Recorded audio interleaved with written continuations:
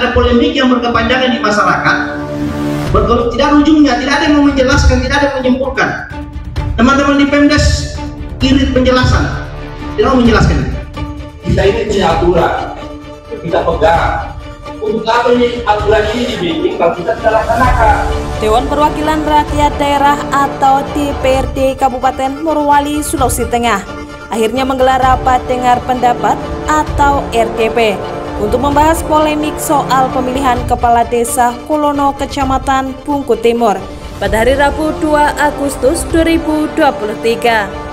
RDP tersebut dipimpin oleh Syahrudin Atamimi asal Partai Amanat Nasional, didampingi anggota yakni Ahmad Effendi Partai Demokrat, Muhammad Asra dan Abdul Muin asal Partai Golkar serta Asgar Wahab asal Partai Hanura. Hadir pula perwakilan Kejaksaan Negeri Morowali, Asisten 1 Setkap Morowali, Inspektur Inspektorat, perwakilan Dinas Pemberdayaan Masyarakat Desa P3A, perwakilan Polres Morowali, perwakilan Bagian Hukum Setkap Morowali, panitia pemilihan Kepala Desa Kolono serta sejumlah warga Desa Kolono.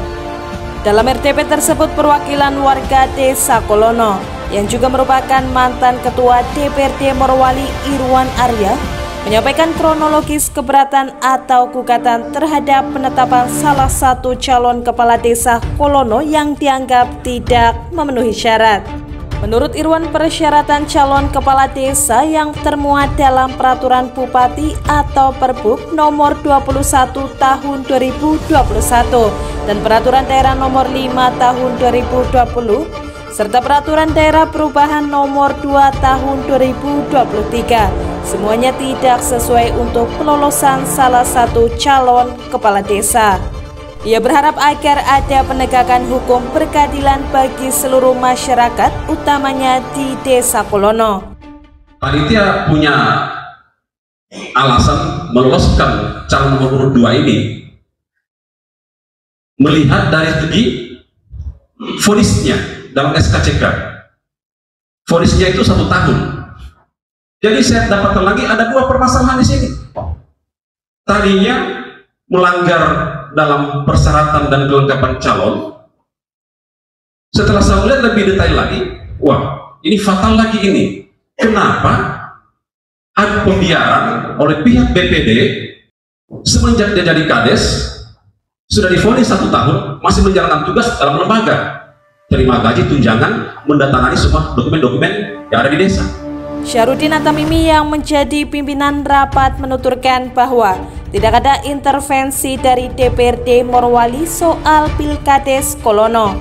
Namun pihaknya merupakan fasilitator atau mediator yang juga berfungsi sebagai pengawasan terhadap kebijakan yang ada di pemerintah Kabupaten Morowali.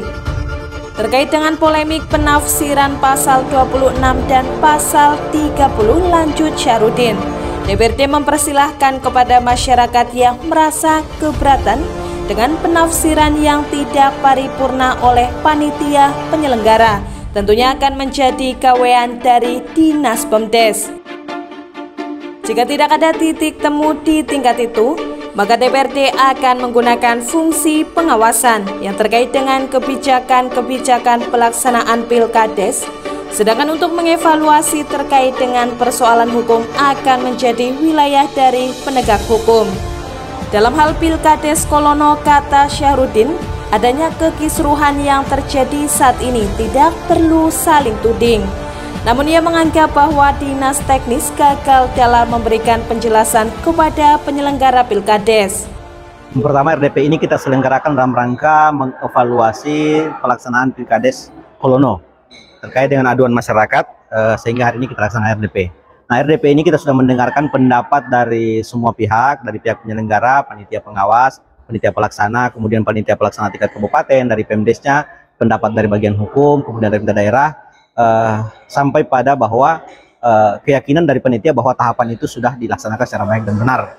Namun terkait dengan polemik penafsiran pasal 26 dan pasal 30 itu tentunya kita akan mempersilahkan kepada teman-teman dari masyarakat yang mungkin merasa keberatan dengan mungkin penafsiran yang tidak paripurna, dilakukan oleh panitia penyelenggara, tentunya ini akan menjadi gawean teman-teman dari Pemdes selaku panitia pelaksana tingkat kabupaten.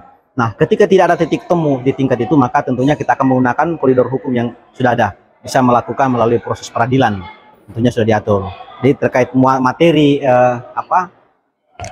perdebatan terkait penafsiran pasal ini kita serahkan sepenuhnya untuk dilanjutkan ke proses gugatan tahap berikutnya. Karena kami DPR ini hanya melihat bahwa menggunakan fungsi pengawasan kami yang terkait dengan kebijakan pelaksanaan Pilkades itu menjadi ranah kami untuk mengevaluasi.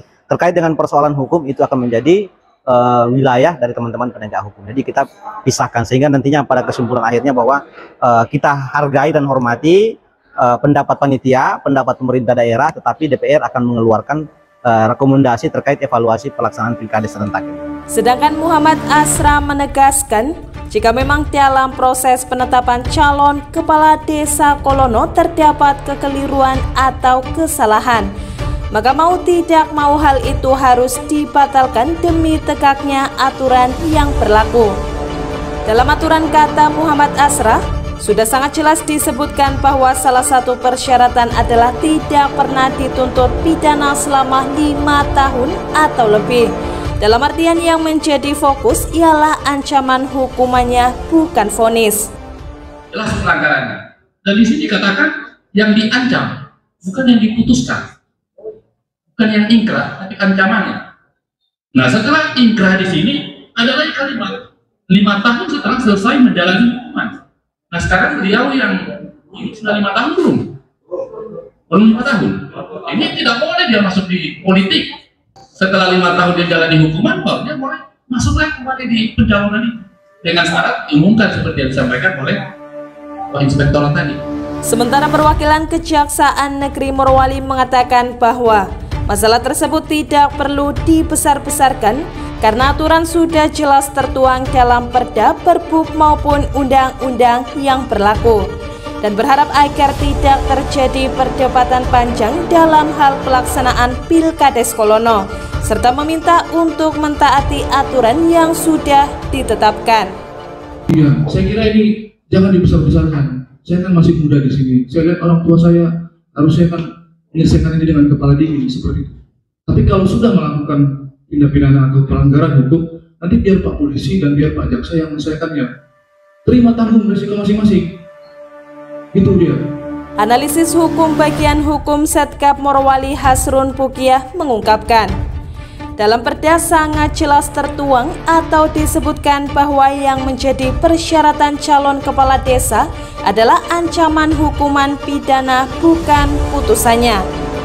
Maka dari itu sesuai Undang-Undang Nomor 30 Tahun 2014 tentang Administrasi Pemerintahan, bahwa untuk mencabut atau membatalkan sebuah keputusan itu ada 2 versi, yaitu siapa yang membuat keputusan itu bisa mencabut dengan sendirinya dengan beberapa syarat atau lewat putusan pengadilan. Untuk mencabut atau membatalkan sebuah keputusan itu ada 2 versi. Versi pertama itu adalah siapa yang membuat keputusan itu bisa mencabut dengan sendirinya dengan beberapa syarat-syarat atau ada beberapa perintah acara. Kemudian yang kedua melalui putusan pengadilan. Sehingga kalau ada yang keberatan bisa melalui pengadilan. Sehingga setelah pulang ini tidak bisa diselesaikan di desa, berarti jalur hukum melalui litigasi, bukan non-litigasi. Adapun hasil rekomendasi pertemuan tersebut, pada poin kelima, Bupati Morowali diminta untuk arif dan bijaksana melakukan diskualifikasi terhadap calon kepala desa Kolono atau mengeluarkannya dari bursa calon Pilkades karena tidak memenuhi persyaratan pencalonan. Dari Kabupaten Morowali, Sulawesi Tengah, tim Expose Update melaporkan.